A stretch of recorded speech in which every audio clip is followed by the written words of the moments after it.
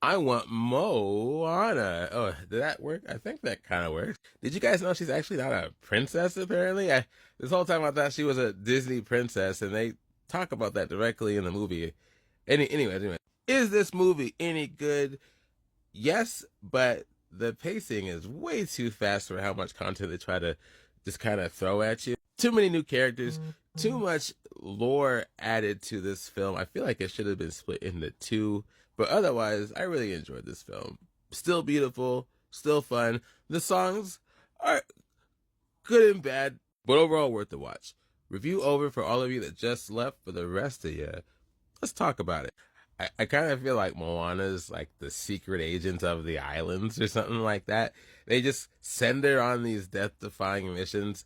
And I couldn't help but wonder, is there anybody else that could do this? It's gotta be her. It's gotta be Moana. But it still works. Coming back some odd years later, she has a little sister now.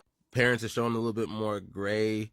She's a bit older, stronger, and the most interesting part of this movie to me is she is indeed more mature. Apparently, the events in the last movie were just the beginning. There is an overall evil god out there that is keeping the people of the ocean separated from each other. And of course, just like last time, she has to go back out there voyaging and stop the curse from happening. It's very similar, but there are layers on top of it that are actually really fun, and I couldn't help but think this would make a wonderful video game. There's just a lot of lore to explore. There's a lot of areas to feel out, a lot of different creatures, grandiose and small. They hint at a lot of it, but they only really touch at the surface.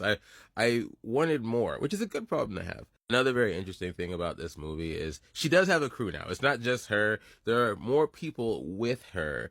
And one thing I didn't realize is it's different when you're doing something by yourself compared to when you have other people with different minds with you.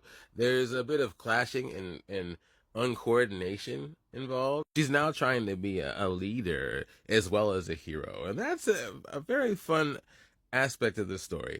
I don't want to ruin too much about the villain. Man, I already forgot what his name was. Nalo. Nalo's his name. I don't know why I can't think of the word Nalo for some reason. He's not a bad villain. He's just not, I don't know how to put it.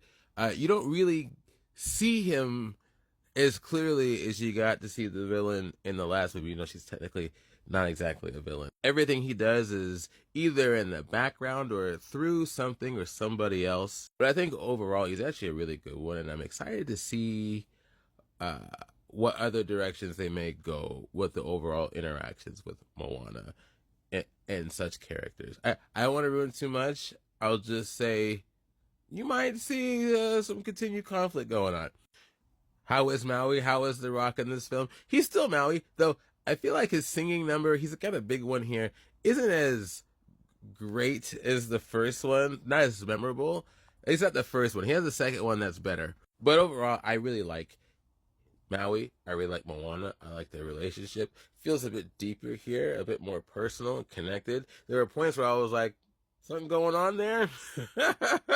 But yes, it's beautiful. Yes, it's full of action. Yes, the story is deeper and bigger than before. Very delightful, but again, too much packed in there. It feels very hurried. That's my only problem with the movie. It's unfortunate, but the movie's charming enough where you settle in fairly nicely. So check this out. Let me know what you think. And yeah, we'll talk later.